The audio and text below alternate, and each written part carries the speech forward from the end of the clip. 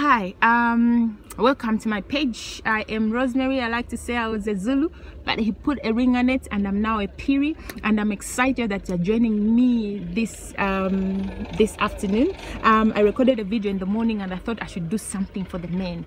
So in case you're watching me for the very first time, I'm doing a campaign called BBC, and that's beauty with brains and character. So I'm sure the men are wondering why the beauty. So I'm excited to let you know that we also have a campaign for the men, and that's bravery with brains and character. So today, like I said, I'm in a happy mood, I'm in the love mood, because in 2 days I'll be clocking 6 years in marriage with my husband, one husband, and it's been a marriage of perpetual honeymoon. So I just wanted to share 2 nuggets from my point of view that I've learned from my husband on what bravery is about, all right, and how you can become a brave man of God. Okay, so the first thing is identity. You need to know who you really are. Okay, you need to know who you really are, because the world has put up stuff out there. The world believes that if you are a brave man, you're supposed to sleep around, you're supposed to have multiple sexual partners. If you're a brave man, you need to beat your wife. If you're a brave man, you need to spend money. You are not supposed to be accountable to your wife, and so on and so forth. And sometimes they say that if a man is so loving to the wife, they'll say, when I'm DSA, you know, he was given charms, or is under petticoat government. But I'm here to say that's not the case. The reason why men behave like that is they do not know their identity. They do not know who they really are. Have you ever seen a priest that sleeps around? Have you ever seen a priest or a king that has unruly behavior? It doesn't work like that. So if you know that you're a prince as a man, as a priest as a man, if you know that you're a king, I can assure you it will inform the way what you say, what you think about, and what you do. So today my challenge, first nugget, know your identity. I'll give you an example. My husband is okay to be gentle. He's never shouted at me. You know, he's been making breakfast for me for over three years, and he's comfortable with that. You know, it doesn't matter if he heard people talk about how he's under petticoat government. Obviously don't talk about that, because he just, you know, interacts with people that are godly people.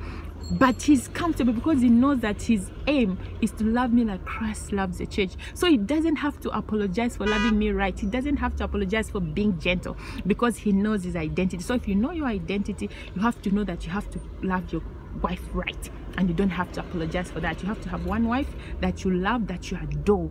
Okay, then the second point, I'm a public health specialist, I'm a social worker, I'm a researcher, so I work with men from different walks of life, obviously, and women. And one of the things they like to tell me is that, oh my God, I like how you're so confident, so determined, you know what you're doing, you know, and they'll start to compare me with their wives and say, oh, my wife is just at home, she wants me to make decisions for her.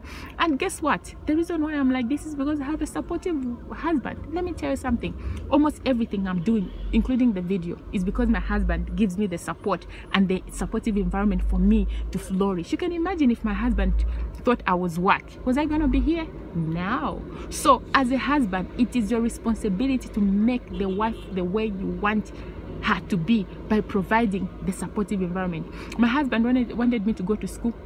He pushed me, he supported me. I finished school. Even when I was doing school, sometimes I'd be tired. He would make for me meals and so on until I finished, and he was so excited. This job, I was like, oh my God, I can't take it because it's out of town. He supported me to take it up. And guess what? I've learned so much in my job.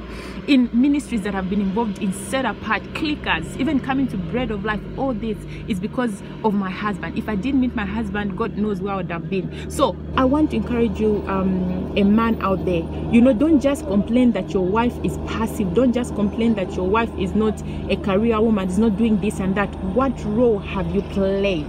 Stop admiring other women. Make up your mind and provide that supportive environment for your woman to flourish. My husband knew that I loved to speak to young ladies, and what did he do? He connected me to Set Apart. My husband knew that I loved to, you know, I loved God. And what did he do? He made sure that even in Bread of Life, I'm so active in the young couples fellowship. And right now I'm doing this video because he's my #1 fan. Okay, so all the husbands out there, boyfriends, it's your responsibility to ensure that you support your wives so that they can flourish in that God has called them to do. I like to tell my husband that my husband, I like to tell my husband that God is smiling on you. You can imagine when you die, when that time comes, God will smile at you and say, well done, good and faithful servant. Why? Because this girl was just an excited, hungry girl for Jesus, but you've made her into this amazing, powerful woman of God that is changing the world. You know what I mean? Wouldn't you want that to be a story? If you want that to be a story, start to learn your wife more. What is her passion? What are her passions, are her interests, and how can you support your wife so that she can walk in that purpose that God has God bestowed on their head? So yeah, so 2 nuggets in case you're joining me just now. Number 1, identity, and your identity is found in Christ as a man. Your great role model is Christ. Number 2, you need to support your wife or your girlfriend, most of your wife. Make sure that just like Christ did so much for the church, you need to do so much for your wife, so that even as she flourishes, God will say, well done, good and faithful servant. That's from Red Rose, your sister. I want to say I love you, but remember, Christ loves you more. Bye.